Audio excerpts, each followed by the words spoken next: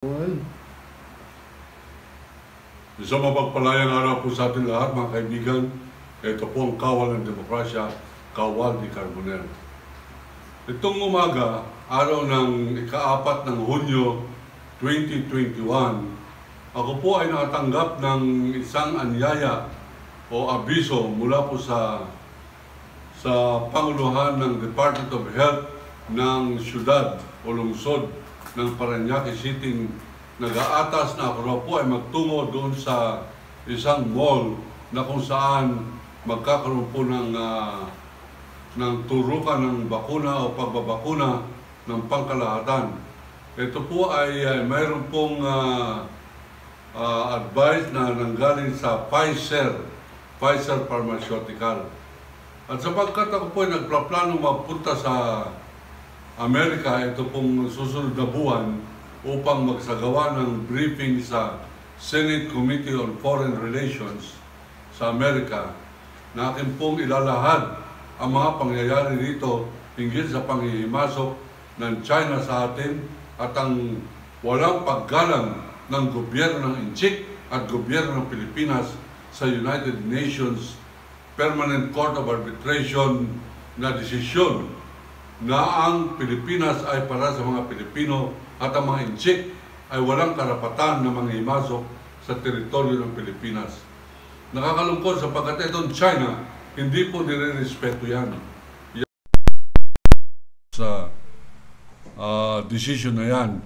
Ang mas nakakalungkot ay ang hindi pagrespeto ng gobyernong Duterte sa United Nations nagsasabing ang Pilipinas ay para sa mga Pilipino. Ito po ang trahedya ng ating pong kalalagayan bilang mga mamamayang Pilipino. Kanina, ano po yung nakita kong trahedya? Na ako po ay nagtungo doon sa lugar na kung saan magkakaroon ng bakunahan para sabihan lamang ako na ay hindi po Pfizer. Ako Pfizer na nag-abiso sa akin, nag-text sa akin na magtungo ako ngayon dito, alas 8 na umaga, 7:30 nandito na ako. Parati kung ganyan, 30 minutes before, nandyan na ako. Eh bakit ngayon, biglang-biglang Sinovac? Bakit yung Inchik na aking kinamumuhian, yung dakta na Inchik, ang inyong ituturok sa aking katawan? Ba hindi po sila nakakibo, nagpakilala po ako.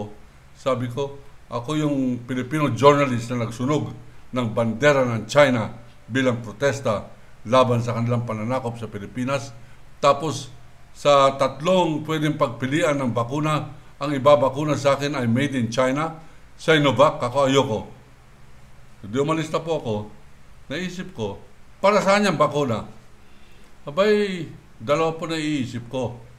Una, para hindi ako tamaan ng COVID-19. Eh, 2 taon na po, hindi ako tinatabla ng COVID-19. Ako po ay COVID-proof at bulletproof. Hindi po tayo tinatablan din ng bala. At hindi rin po tayo tinatamaan ng anti-terror law. Hindi po umuubra sa akin yung mga yan, sapagkat ako po ay blessed ng Allah.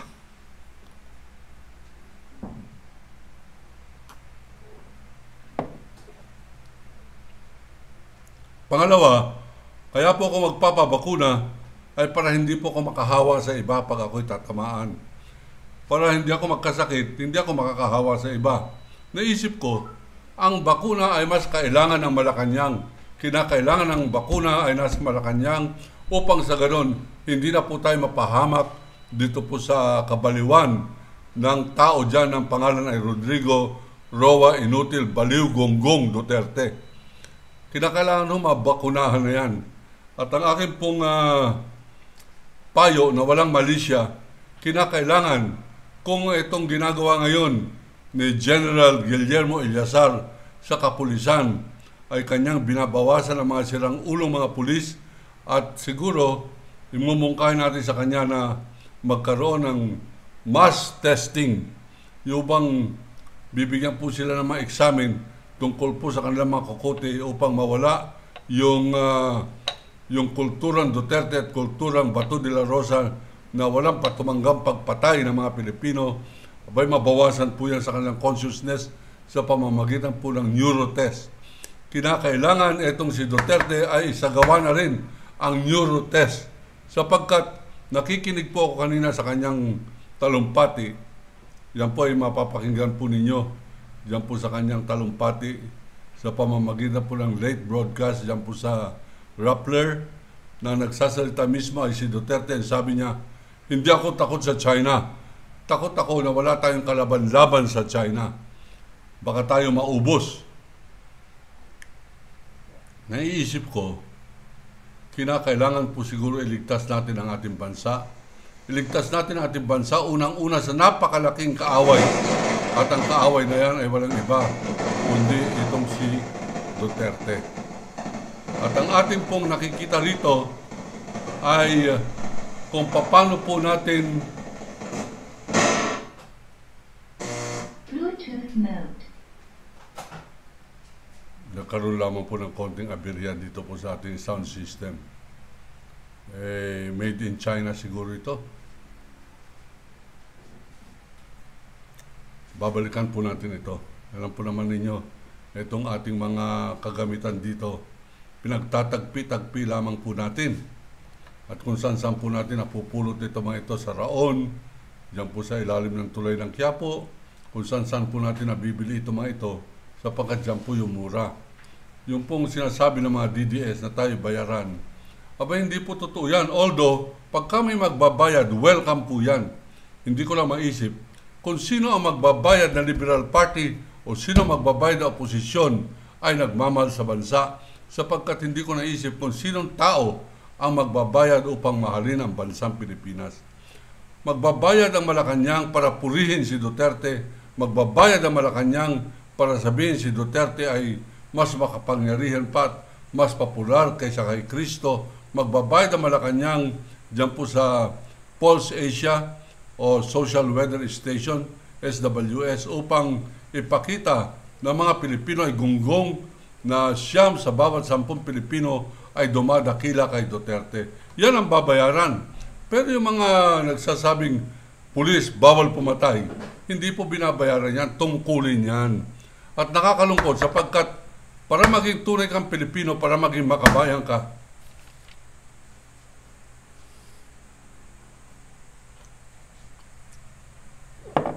kailangan bayaran ka. Mga kaibigan, yung pong mga ginagawa ngayon ni General Illasar ay kapuri-puri. Hindi po tayo parati na lamang pumupuna, nagbibigay papuri rin po tayo. At sa kauna-unahang pagkakataon sa 5 taon, ngayon lamang po ako magbibigay ng papuri sa kapulisan. Sapagkat nakikita po natin yung kanyang pagpupursige na mabago ang imahe ng pulis na hindi na po ito pulis na maka Duterte, hindi na po ito pulis na maka De La Rosa o maka Bongo o maka Halimaw na pulisya. Ito po ay ginagawang makatao ni General Guillermo Illasar. At dahil po dyan, tayo po sumasaludo. General Illasar, pagpatuloy mo yan. At sana, yung pong gagawin niya na pagdidisiplina ay in-Eurotest na.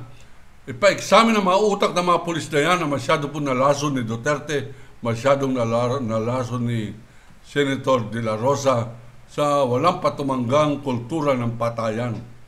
At dahil po dito, minumungkahin ang kawal ng demokrasya na para maligtas ang bansa, ipa-Eurotest po ninyo ang inyong Pangulong si Mayor Rodrigo Inutil Gonggong Duwag Duterte. Yan po ang aking paninindigan. Ipa-Eurotest po natin yung nasa Malacanang bago po maging huli ang lahat. Tayo po ay masyado nang inilulubog ni Duterte at ang makakaahon lamang sa Pilipinas ay walang iba kundi ikaw, Pilipino. Ako po si Waldy Carbonell nagsasabi. Iniibig ko ang Pilipinas.